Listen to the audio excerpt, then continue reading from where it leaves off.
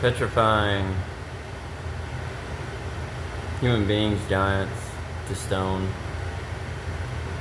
and such as the story of Pompeii with the people that died with fire and ice, volcano eruptions, burned, and then petrified through water. You can't petrify something, even realistically. Yes, you can be spiritual and talk about spiritual contact, but realistically as well, you can't turn anything to stone unless you have more than the element of fire. So you have to have water as well.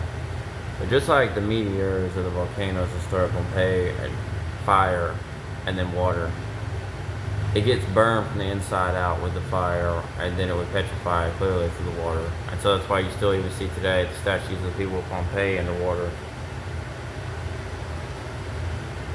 Such as the same thing happened with giant creatures through mud fossils, rocks.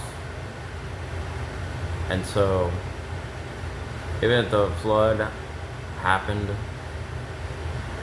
even if there was a cataclysm like a flood back in the period of the antediluvian age, the Great Deluge, you would still need more than fire to petrify a being, even if it was a giant snake, alligator, elephant, turtle, whatever. For it to turn into a stone, you need more than water, or else it's just going to burn up. Something being petrified, it would burn up literally from the inside out.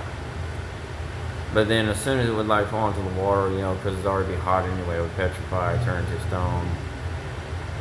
More than just the element of fire, you would need water as well. And a lot of people, when they read these stories, they think, oh, it was just fire.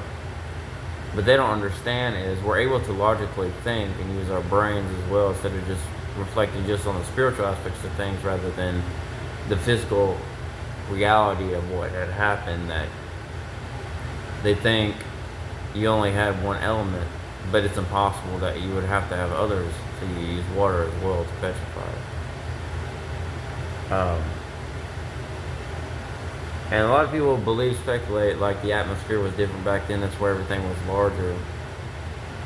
It wasn't the atmosphere that made everything so much as larger, but it was these beings were not just through the sperm or the blood, but through the black goo, and through specific techniques with fallen angel technology and black magic, but specifically the cryogenics that they were using specifically back then, these fallen angels that were teaching on these things, and the cloning, I believe they were using certain, not just blood types, but they were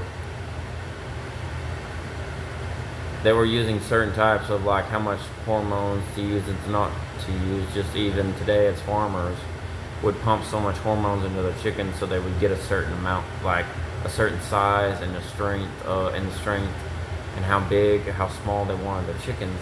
They were doing the same thing with these giants, even when they make the sphinxes or whatever creature they were making.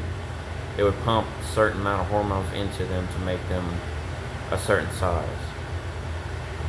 But need in mind, and make no doubt about it, it was done through black magic, black goo. And yes, I do believe the world was different, obviously, but even if there was a dome or a cage, whatever you want to, over there, that made the atmosphere different, it may have had something to do with the creation of the size as well. But need in mind, there were certain hormones pumped into these things to make them the heights and the lengths and how big they were, big or small. So all this stuff plays into account. But going back, petrification not only had to do with the fire element, but water as well. But the main elements were the fire and water. I'm not saying there wasn't other things that included into this, but the main elements, if you want to know, it wasn't just fire, but it was water too. Such as the story as well. I just used the story of Pompeii for example. So fire and ice, alchemically rising, Pegasus reborn.